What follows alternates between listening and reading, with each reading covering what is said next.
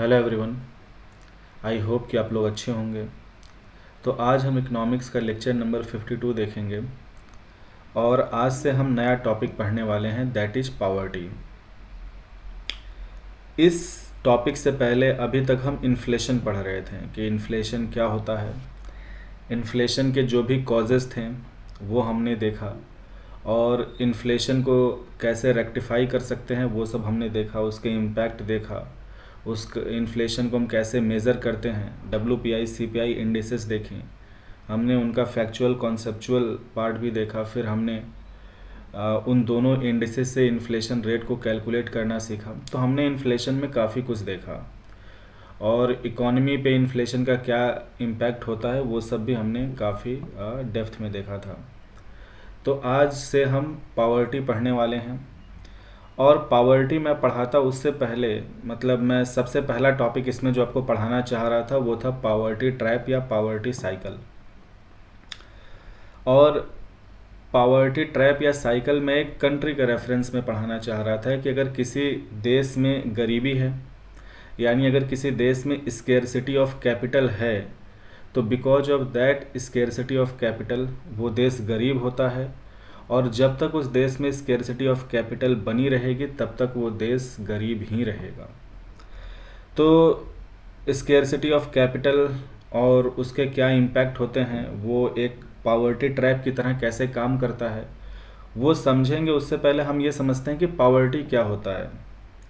तो देखिए, हम पॉवर्टी को दो स्तर पे समझ सकते हैं। एक तो है कि लोगों के स्तर पे, यानी किसी भी देश की समाज में जो लोग रह रहे हैं वो गरीब कब होते हैं, जब लोगों के पास एक्सेस नहीं होता है बेसिक चीज़ों का। यानी अगर समाज में बड़े वर्ग मतलब समाज में अगर लोगों के पास या a section of people do not have access to food, अगर उनको प्रॉपर फूड न्यूट्रिशन की एक्सेस नहीं है, शेल्टर नहीं है, सेफ़ ड्रिंकिंग वाटर नहीं मिल पा रहा है, उनके पास सैनिटेशन की सुविधाएं नहीं हैं, उनके बच्चों को एजुकेशन नहीं मिल पा रहा है, हेल्थ केयर नहीं अफोर्ड कर पा रहे हैं, और भी जो बेसिक चीज़ें होती हैं लाइफ की, क्लोथिंग फुटवेयर। तो कहने का मतलब है कि जब भी इंसान बेसिक एमिनिटीज़ को एक्सेस नहीं कर पाता है, उसे अफोर्ड नहीं कर पाता है, तो वो स्थिति होती है पॉवर्टी की। ठीक है, तो अब लोग बेसिक एमिनिटीज जो भी मैंने काउंट कराया, like food, shelter, clothing, footwear, safe drinking water, sanitation, education, health care and other amenities, अगर इनको लोग एक्सेस नहीं कर पा रहे हैं तो उसकी बड़ी वजह होती है या तो वो अनएम्प्लॉयड होते हैं या वो बहुत ही लो इनकम, उनकी इनकम बहुत लो होती है, इतना लो होती है कि वो इन सारी चीज़ों की कंजम्पशन को अफोर्ड नहीं कर पाते हैं। और हालात तब ज़्यादा ख़राब हो जाते हैं जब उस देश की सरकार के पास भी पैसे नहीं होते हैं कि वो डेवलपमेंटल एक्सपेंडिचर पे पैसे खर्च कर सके, यानी लोगों को PDS के थ्रू सस्ता मतलब सब्सिडाइज फूड दे सके। ठीक है, या सब्सिडी उनको दे सके फ्यूल पे, या जो उनको free health care, free education, अगर ये सब सरकार मुहैया नहीं करा पाती है तो उस देश में गरीबी की स्थिति और ख़राब हो जाती है। अब ये तो हो गई लोगों की बात। दूसरी तरफ अगर हमें ये समझना है कि कोई देश अगर गरीब है तो उस देश में आपको क्या फीचर्स देखने को मिलेंगे, यानी दुनिया में जो भी देश गरीब होते हैं, ठीक है, जिन्हें हम पुअर कंट्री कहते हैं, उनकी इकॉनमी के क्या फीचर्स होते हैं। तो देखिए, सबसे पहला फीचर होता है कि उस देश की इकॉनमी जो होगी वो छोटी होगी, यानी उस देश की GDP बहुत कम होता है। ठीक है, तो उस देश में बहुत लो प्रोडक्शन होगा या लो GDP होगा।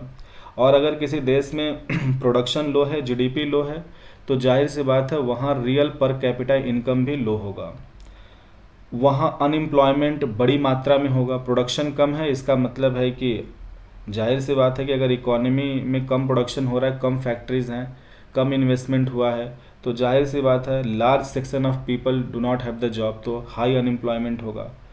पुअर HDI वैल्यू यानी ह्यूमन डेवलपमेंट इंडेक्स की पुअर वैल्यू होगी, it will be less than 0.5। High level of inequality होगा in terms of income and wealth. Poor infrastructure होगा, यानी आपको ना तो अच्छी सड़कें दिखेंगी, ना एजुकेशन, कोई हायर एजुकेशन के लिए ढंग की यूनिवर्सिटी होगी, अच्छे हॉस्पिटल्स नहीं होंगे। यानी इंफ्रास्ट्रक्चर लेवल पे भी चीज़ें आपको लो या पुअर दिखाई देंगी। और उस इकोनॉमी में एक चीज़ जो एविडेंट होगी वो है स्केर्सिटी ऑफ कैपिटल। अब कैपिटल क्या होते हैं, देखिए कैपिटल दो तरह के होते हैं, फिक्स कैपिटल और ह्यूमन कैपिटल। यानी कि उस इकोनॉमी में फैक्ट्रीज़ कम होंगी और उन फैक्ट्रीज़ में जो इक्विपमेंट्स होंगे वो भी आउटडेटेड होंगे, ठीक है, या उनकी एफिशिएंसी कम हो गई होगी, लो पुअर टेक्नोलॉजी होगी या आउटडेटेड टेक्नोलॉजी होगी। ह्यूमन कैपिटल की बात करें तो वहाँ पे लेस स्किल डेवलपमेंट प्रोग्राम्स या लेस एजुकेशन या पुअर एजुकेशन सिस्टम की वजह से ह्यूमन की एम्प्लॉयबिलिटी लो होगी। साथ ही साथ स्कैर्सिटी ऑफ कैपिटल में पैसा भी आता है, यानी वहाँ की जो इकोनॉमी है, सरकार हो या वहाँ के इकोनॉमी, जब लोगों की इनकम ही लो है तो लो सेविंग, तो बैंकों में भी बहुत कम फंड होगा, तो जो भी इन्वेस्टमेंट के लिए पैसा अवेलेबल होगा इकोनॉमी में वो बहुत कम होगा और वो भी हाई इंटरेस्ट रेट पे होगा। तो और देखिए गवर्नमेंट के पास भी पैसे कम होते हैं उन देश में, तो वो डेवलपमेंटल एक्सपेंडिचर पे खर्च नहीं कर पाते हैं, तो वहाँ पे लोगों की लाइफ जो जो लो इनकम या जो पुअर पीपल है उनकी लाइफ काफ़ी मिजरेबल होती है। इमेजिन करिए एक देश जहाँ बहुत भारी मात्रा में गरीबी है और सरकार लोगों को अगर सस्ते रेट पे यानी पीडीएस के थ्रू अगर वहाँ पे लोगों को खाना मतलब फूड, जो फूड ग्रेन्स है वो मुहैया नहीं कर पा रही है लोगों को, फैमिलीज़ को, उनके बच्चों को free education, free health care या फिर सब्सिडाइज रेट पे उनको फ्यूल या अदर चीज़ें सब्सिडी पे नहीं दे पा रही है, तो सोचिए उस देश में जो पुअर सेक्शन है उसकी लाइफ कितनी मिजरेबल हो जाएगी। तो कहने का मतलब है कि जब कोई भी देश गरीब होता है तो ये चीज़ें वहाँ बहुत कॉमन फीचर होती हैं, low per capita income, low GDP, high unemployment, poor HDI value, high inequality, poor infrastructure, scarcity of capital and low government expending on development और government social sector expenditures are very low. तो ये आपको चीज़ें देखने को मिलेंगी ही मिलेंगी। अब हम बात कर लेते हैं, जो हमारा मेन टॉपिक था वो ये था कि कहीं ना कहीं ये जो मैंने बताया ना कि देश की जीडीपी लो है, पर कैपिटा इनकम लो है, अनएम्प्लॉयमेंट हाई है, ठीक है, इंफ्रास्ट्रक्चर पुअर है, गवर्नमेंट के एक्सपेंडिंग लो हैं, ये सबका कारण होता है स्केर्सिटी ऑफ कैपिटल, ठीक है। तो जब तक से किसी इकोनॉमी में स्केर्सिटी ऑफ कैपिटल होगी तो वो इकोनॉमी पुअर होगी या वो इकोनॉमी हमेशा छोटी बनी रहेगी, ठीक है। और अगर उस इकोनॉमी को पॉवर्टी से बाहर आना है तो अपना स्केर्सिटी वाली प्रॉब्लम को सॉल्व करना होगा। तो सबसे पहले हम समझते हैं कि स्केर्सिटी ऑफ कैपिटल से क्या प्रॉब्लम पैदा होती है, क्या साइकिल बनता है, और वो साइकिल जब तक स्केर्सिटी ऑफ कैपिटल बना रहेगा वो साइकिल चलता रहेगा। So let's begin.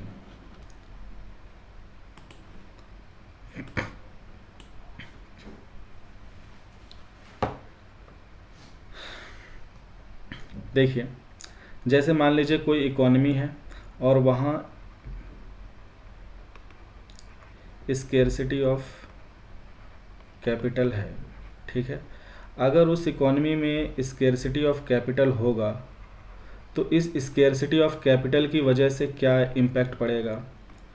अगर इकोनॉमी में स्केर्सिटी ऑफ कैपिटल है इसका मतलब क्या है कि वहाँ पे जो ह्यूमन रिसोर्स है उनकी एम्प्लॉयबिलिटी कम है, फैक्ट्रीज़ कम हैं, बैंकों के पास पैसे कम है क्योंकि लोगों की सेविंग्स कम है, गवर्नमेंट के पास पैसे कम हैं, तो फैक्ट्रीज़ कम होंगी, ह्यूमन रिसोर्स की एम्प्लॉयबिलिटी कम है, तो जाहिर सी बात है कि इन्वेस्टमेंट भी लो होगा, तो उस इकोनॉमी की जो प्रोडक्टिविटी होगी वो लो हो जाएगी। तो जिस भी देश में स्केर्सिटी ऑफ कैपिटल होता है उस देश की प्रोडक्टिविटी लो होती है, यानी हम कह सकते हैं कि लो प्रोडक्टिविटी। स्केर्सिटी ऑफ कैपिटल की वजह से उस देश के इकोनॉमी की प्रोडक्टिविटी लो होगी, लो प्रोडक्टिविटी। अगर किसी देश के इकोनॉमी की प्रोडक्टिविटी लो है तो ऑब्वियसली उस देश में जो प्रोडक्शन होगा वो लो होगा, ठीक है। तो लो प्रोडक्शन,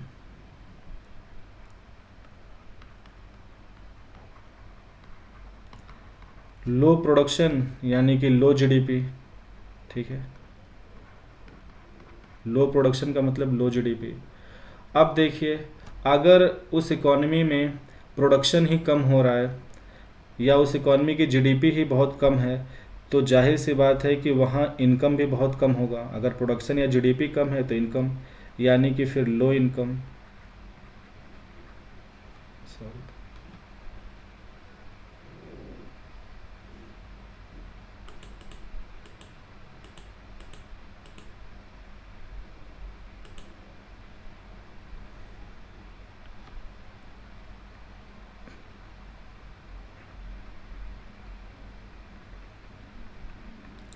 अगर उस इकॉनमी में लो इनकम होगा तो जाहिर सी बात है कि अगर लोगों की आमदनी कम है ओवरऑल इकॉनमी में, तो लोगों की अगर इनकम कम है तो जाहिर सी बात है कि उनका जो भी नेसेसरी एक्सपेंडिचर है, जो उनका नेसेसरी कंजम्पशन है सर्वाइवल के लिए और जो लाइफ की बेसिक कम्युनिटीज़ हैं, उनकी उन पे जो भी स्पेंडिंग्स है उनके बाद जो पैसा बचेगा वो बहुत कम होगा, यानी लो सेविंग्स होंगे।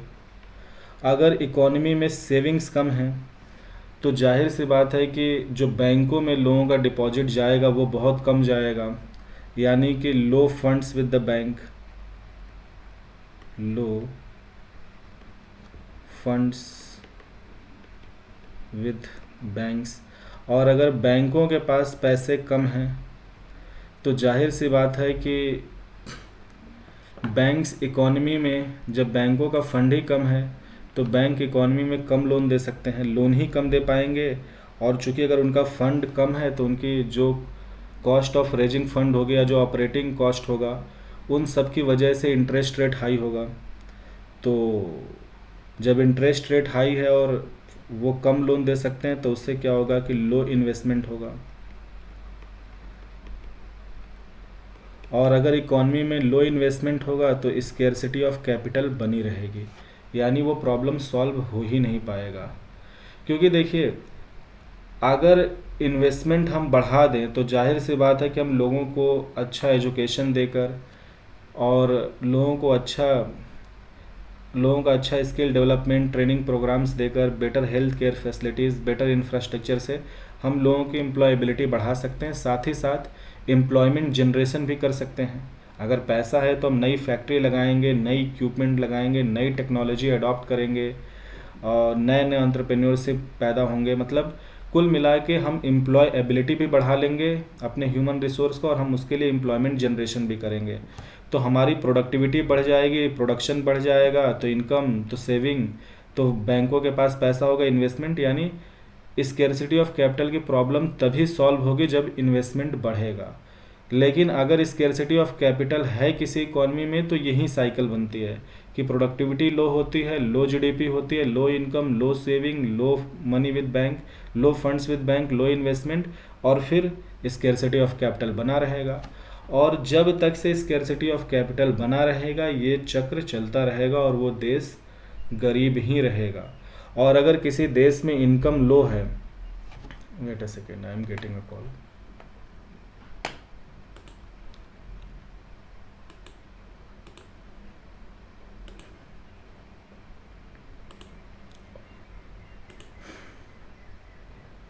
ओके, तो हम कहाँ थे कि अगर किसी इकॉनमी में स्केर्सिटी ऑफ कैपिटल है तो because of low employability of human resource and because of low employment generation there will be low productivity, low production, low income, low saving, low investment, और स्केर्सिटी ऑफ कैपिटल बना रहेगा, यानी वो देश गरीब रहेगा।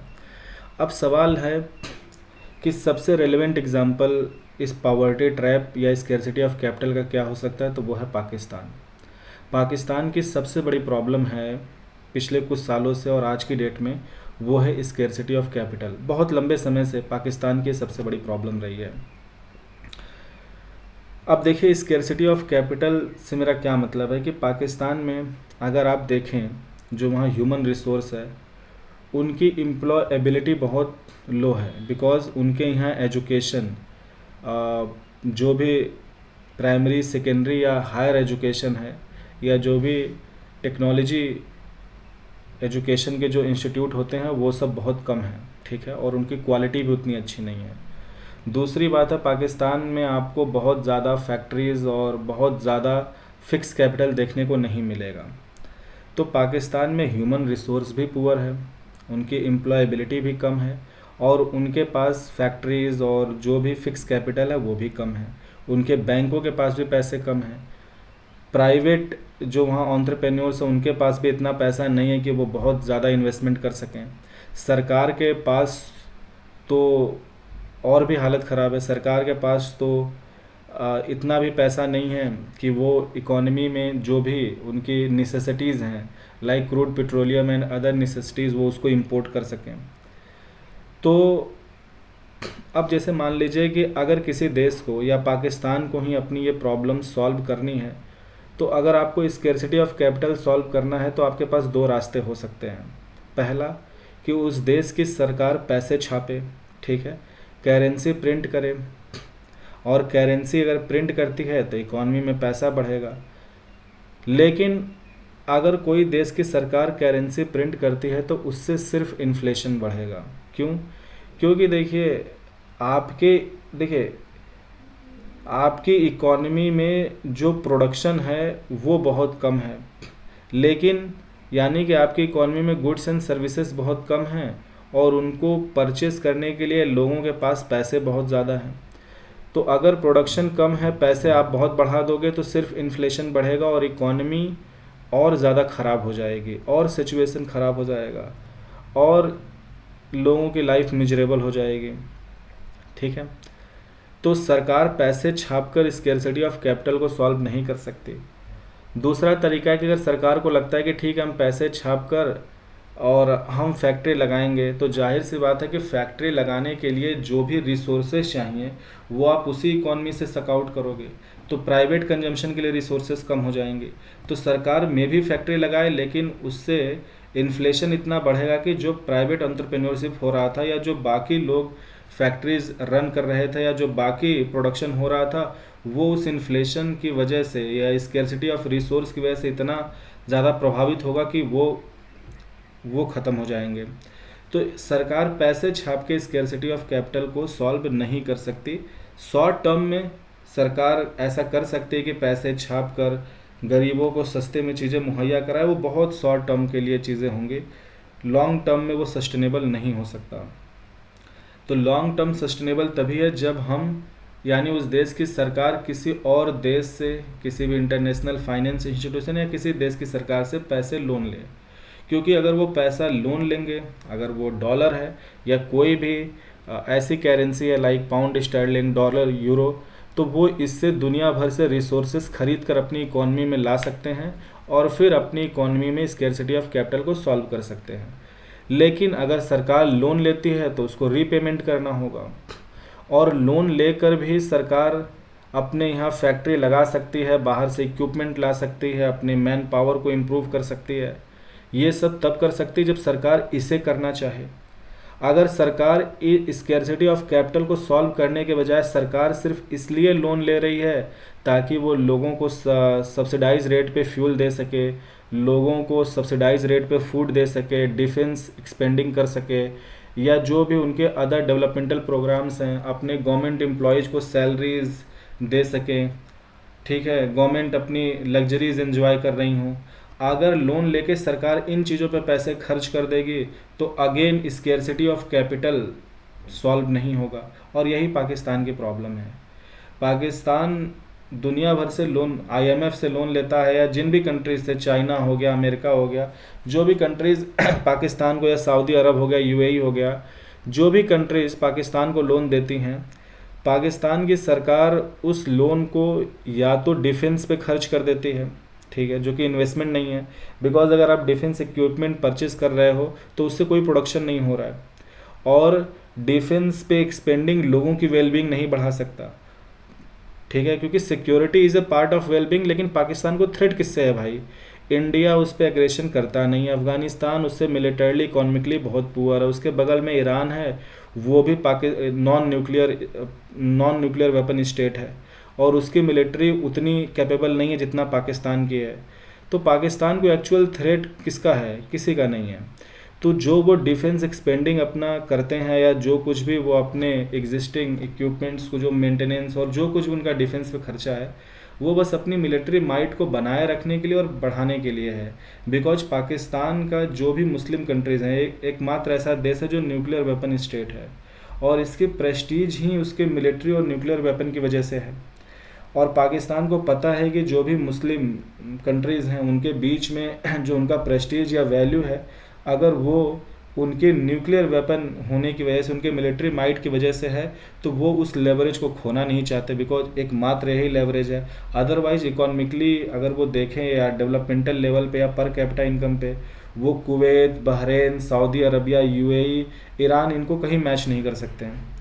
तो जाहिर सी बात है कि जो उनके पास लेवरेज है वो उसे बनाए रखने के लिए उस पर ढेर सारा पैसा खर्च कर रहे हैं। ऊपर से पाकिस्तान के जो भी गवर्नमेंट इस्टेब्लिशमेंट हैं उन पे ढेर सारा पैसा खर्च हो रहा है, और बचा खुचा पैसा लोन का सरकार खर्च कर देती है डेवलपमेंटल एक्सपेंडिचर। क्योंकि सरकार को इलेक्शन जीतना है तो लोगों को सब्सिडाइज रेट पे फ्यूल देना, लोगों को सब्सिडाइज रेट पे फूड देना, लोगों को मतलब इकॉनमी में सब्सिडी को बढ़ा के रखना। और जब भी सरकार ये चीज़ें करती हैं तो जाहिर सी बात है कि कोई भी इन्वेस्टमेंट तो हो नहीं रहा है, ना फैक्ट्री लग रही हैं, ना ही ह्यूमन रिसोर्स की एम्प्लॉयबिलिटी बढ़ रही है, ना ही नए टेक्नोलॉजिकल इंस्टीट्यूशंस खोले जा रहे हैं।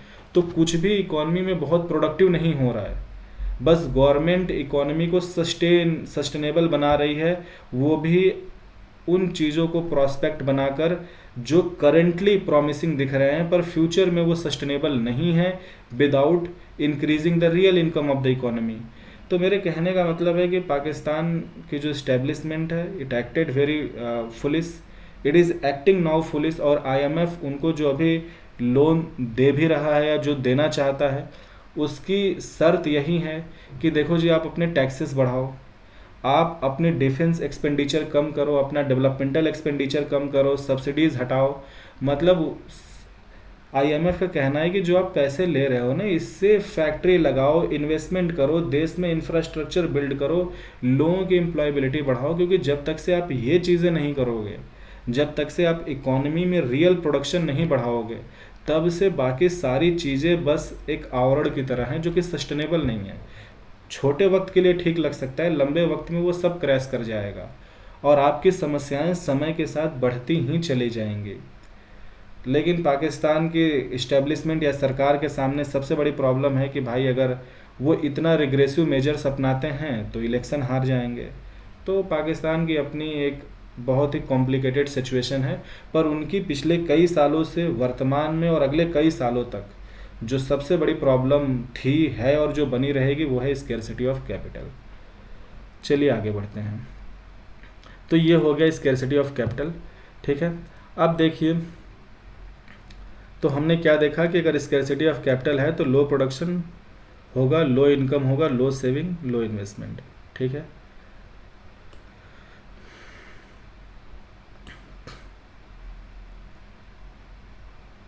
और देखिए, अगर आपको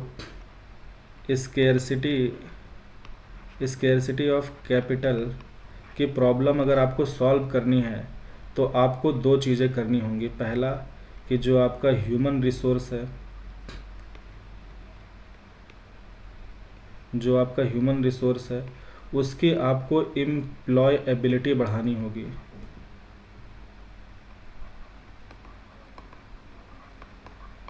और दूसरा क्या है, जो आपके यहाँ फिक्स कैपिटल हैं, फिक्स कैपिटल में क्या आते हैं, फैक्ट्रीज, इक्विपमेंट्स, टेक्नोलॉजी, ठीक है। फिक्स कैपिटल इनको बढ़ाना होगा। तीसरी चीज़ है कि आपको अपनी इंफ्रास्ट्रक्चर जो है, ठीक है, इंफ्रास्ट्रक्चर को बढ़ाना होगा, यानी इम्प्रूव करना होगा। यानी अपनी यहाँ रोड, रेल नेटवर्क या जो भी आपके मार्केट इम्परफेक्शंस हैं उनको ठीक करना होगा, ठीक है। तो इंफ्रास्ट्रक्चर लेवल्स पे जो कुछ भी ठीक नहीं है, देखिए ट्रेड एंड कॉमर्स, ट्रेड तब बढ़ता है या स्मूथ फंक्शनिंग ऑफ मार्केट तब होती है जब आपके यहाँ इंफ्रास्ट्रक्चर या सप्लाई चेन नेटवर्क अच्छा हो। तो इन सारे चीज़ों पे काम करना पड़ेगा।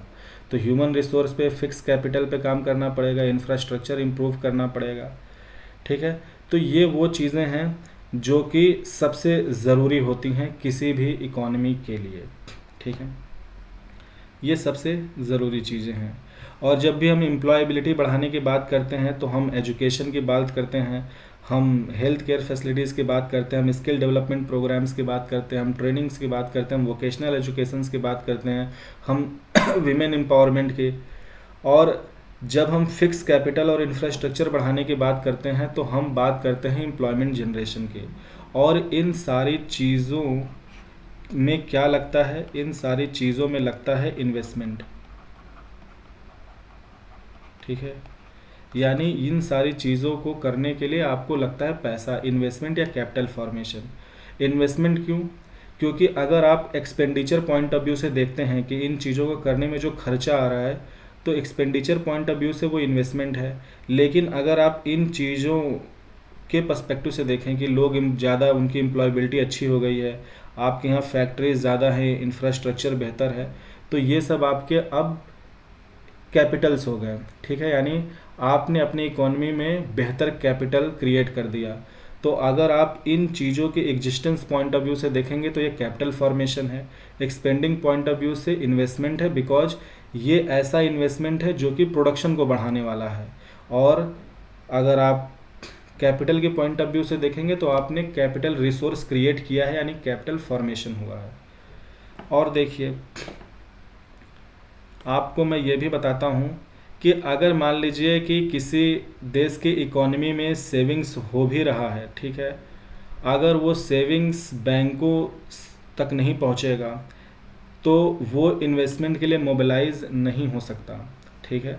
और अगर कोई भी सेविंग्स बैंक तक नहीं पहुंच रहा है तो वो इन्वेस्टमेंट के लिए मोबिलाइज नहीं हो पाएगा, तो नई फैक्ट्रीज़ और इन्वेस्टमेंट्स या कैपिटल फॉर्मेशन नहीं हो पाएगा। तो इकोनॉमिक ग्रोथ के लिए बहुत ज़रूरी है कि जो भी लोगों की सेविंग्स हैं वो बैंकों तक जाएं, और फिर बैंक्स उनको इकोनॉमी में लोन देंगे, उनसे इन्वेस्टमेंट होगा और फिर प्रोडक्शन बढ़ेगा, इनकम बढ़ेगी, फिर सेविंग्स बढ़ेगी, उससे और इन्वेस्टमेंट बढ़ेगा। और देखिए, अगर लोग अपना पैसा अपने घर में रखते हैं ना तो उस पर उनको कोई रिटर्न नहीं मिलता, यानी वो एक डेप्रिसिएटिंग एसेट है। डेप्रिसिएटिंग है बिकॉज जितना इन्फ्लेशन बढ़ रहा है हर साल, जो आपका सीपीआई हेडलाइन इन्फ्लेशन है, उतना आपका, बिकॉज देखिए जो आपकी सेविंग है आप उसको अल्टीमेटली कंजम्पशन पे ही तो एक्सपेंड करेंगे, आज नहीं तो कल उसे कंजम्पशन पे ही खर्च करेंगे। और अगर सीपीआई हेडलाइन इन्फ्लेशन 5% है या बढ़ रहा है तो जाहिर सी बात है कि आपका एसेट उतना परसेंट डेप्रिसिएट होते जा रहा है, ठीक है। यानी कि अगर आप अपना पैसा सेविंग अपने घर में रखते हैं, ठीक है, तो वो एक डेप्रिसिएटिंग एसेट है, वो डिवैल्यू होते जाएगा बिकॉज ऑफ इन्फ्लेशन। अगर आप उसे बैंक में जमा करते हैं तो वो आप हाउस होल्ड के लिए इन्वेस्टमेंट है। क्यों? क्योंकि आपने जो सेविंग बैंक में डाला उस पर अब आपको इंटरेस्ट मिल रहा है। तो अगर आप इंटरेस्ट पा रहे हैं तो आपने पैसा को इन्वेस्ट किया है। तो जब भी हाउस होल्ड अपना पैसा सेविंग अकाउंट, फिक्स डिपॉजिट या रेकरिंग डिपॉजिट में डालते हैं तो जाहिर सी बात है ये हाउस होल्ड का इन्वेस्टमेंट है जिस पे उन्हें रिटर्न मिलता है। अब बैंक्स उन फंड को, बैंक के लिए ये फंड क्या है? लाइबिलिटीज़ हैं। तो बैंक इनसे एसेट क्रिएट करता है इन फॉर्म ऑफ लोन्स, तो बैंक उसे फर्दर इकोनॉमी में लोन देता है और उन लोन पे जो इंटरेस्ट मिलता है वो बैंक के लिए रिटर्न है, यानी लोन्स बैंक के इन्वेस्टमेंट हैं। और फिर इस तरह से वो लोन्स फॉर्म्स लेती हैं और उनसे वो इकोनॉमी में कैपिटल फॉर्मेशन करते हैं, प्रोडक्शन बढ़ता है और फिर इस तरह से पूरी इकोनॉमी समय के साथ बेहतर होती चली जाती है। So this is all about poverty trap या साइकिल, यानी अगर किसी देश में स्केर्सिटी ऑफ कैपिटल बना रहेगा तो वो देश पॉवर्टी ट्रैप या साइकिल से कभी बाहर नहीं आएगा। जब तक स्केर्सिटी ऑफ कैपिटल किसी देश में रहेगा तब तक उसकी पर कैपिटा इनकम लो होगी, लो प्रोडक्शन होगा, हाई अनएम्प्लॉयमेंट होगा, पुअर एचडीआई वैल्यू होगी, हाई इनइक्वालिटी होगी, पुअर इंफ्रास्ट्रक्चर होगा, स्केर्सिटी ऑफ कैपिटल बना रहेगा और गवर्नमेंट के पास भी पैसे कम रहेंगे फॉर सोशल सेक्टर एक्सपेंडिचर और फॉर एनी डेवलपमेंटल एक्सपेंडिचर। और अगर स्केर्सिटी ऑफ कैपिटल सॉल्व करना है तो करेंसी प्रिंटिंग रास्ता नहीं है, बिकॉज अगर आप करेंसी प्रिंटिंग करते हैं तो इकोनॉमी में आप रिसोर्सेस का प्रोडक्शन तो बढ़ा नहीं रहे हैं, तो जो भी एग्जिस्टिंग प्रोडक्शन था उसको अब ज़्यादा मनी चेस करेगा तो इन्फ्लेशन बढ़ेगा, तो इन लॉन्ग टर्म और इन कमिंग टाइम्स वो ज़्यादा प्रॉब्लमेटिक हो जाएगा, वो इकोनॉमी को और वल्नरेबल कर देगा। तो स्केर्सिटी ऑफ कैपिटल सॉल्व करनी है तो गवर्नमेंट को रिग्रेसिव मेजर्स अपनानी पड़ेंगे, यानी अपने लोगों पे हायर टैक्सेस, जो भी कॉरपोरेट इनकम टैक्स है या पर्सनल इनकम टैक्स है, इनको बढ़ाना होगा। साथ ही साथ सरकार को अपनी डेवलपमेंटल एक्सपेंडिचर्स कम करनी होंगी, डिफेंस एक्सपेंडिचर कम करना होगा, सब्सिडीज़ हटानी होंगी, लोगों को फ्री की चीज़ें मुहैया करना बंद करना होगा। इनका लोगों पे बहुत रिग्रेसिव या बहुत ही मिजरेबल इम्पैक्ट पड़ेगा, लेकिन वो एक ऐसी दवा है जो इकॉनमी को ठीक कर सकती है। बहुत कड़वा दवा है, बहुत कड़वा स्टेप है, पर ये ज़रूरी है। साथ ही साथ ये तो इंटरनल रिफॉर्म हो गया, एक्सटर्नल रिफॉर्म मतलब इंटरनल रिफॉर्म हो गया इन टर्म्स ऑफ गवर्नमेंट पॉलिसी, लेकिन इनसे बात नहीं बनेगी। सरकार को बाहर के देशों से या किसी अदर फाइनेंस इंस्टीट्यूशन से लोन लेना होगा और उस लोन का सही इस्तेमाल करना होगा। इस्तेमाल करना होगा कहाँ पे? इन्वेस्टमेंट के लिए। किस तरह का इन्वेस्टमेंट? इस तरह का ह्यूमन रिसोर्स की एम्प्लॉयबिलिटी बढ़ाने में, मेनली फिक्स कैपिटल बढ़ाने में, बिकॉज फिक्स कैपिटल बढ़ने से एम्प्लॉयमेंट जनरेशन होगा, अनएम्प्लॉयमेंट कम होगी, प्रोडक्शन बढ़ेगा, इनकम बढ़ेगी और इंफ्रास्ट्रक्चर बढ़ाना होगा। तो सरकार जो भी लोन ले वो इन चीज़ों पे इन्वेस्ट करे, ऐसा नहीं कि वो डिफेंस पे, सब्सिडी पे या लोगों की शॉर्ट टर्म में वेलबिंग बढ़ाने के लिए कर दे, तो वो सब अनसस्टेनेबल मॉडल हैं, वो सब सस्टेनेबल नहीं हैं। So that's all for today. Thank you so much.